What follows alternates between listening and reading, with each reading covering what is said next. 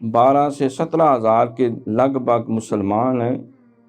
اور 70,000 60 سے 70,000 صرف ایک جنگ میں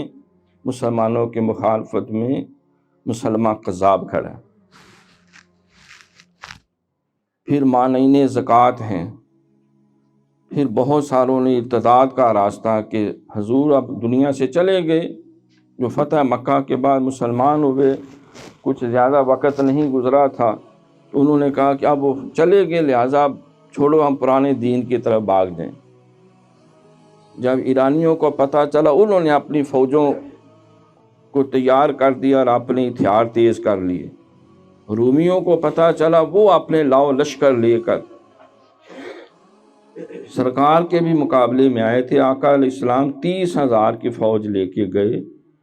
وہ کم و بیش 1.5 لاکھ کی فوج لے کر خود قیادت کرتے ہوئے شاہ ارکل آیا تھا، جس کو غزوہ تبوک کہتے ہیں، جیش الاسرت۔ انتہائی تنگی کا وہ ماحول، سخت گرمی اور شدت، لیکن سرکار کے مقابلے میں وہ نہیں نکلا۔ وہ دل سے اس بات کا قائل تھا کہ وہ وقت دور نہیں جب محمد صلی اللہ علیہ وسلم اور ان کے پیروکار،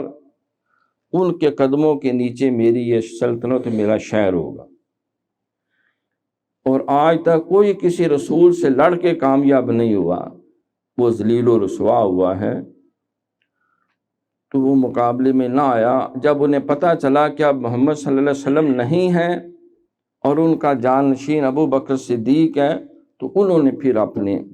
پھر وہی لاکھوں کی فوج اکٹھی کر لی،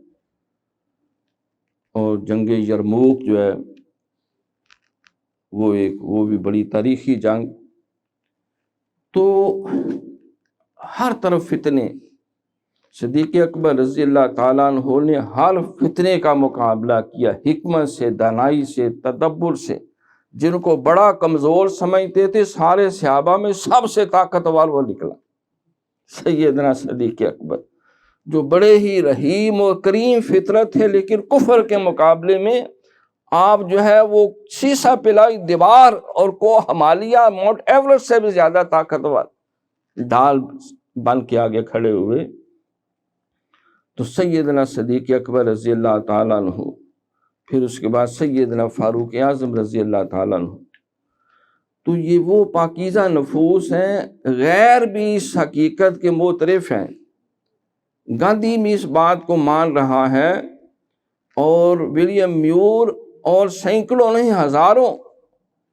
جو ناقدین ہیں، جو مستشرقین ہیں، جو اسلامی تاریخ کا گہرا مطالعہ دلچسپی رکھتے ہیں، انہوں نے بھی اس بات کا اعتراف کیا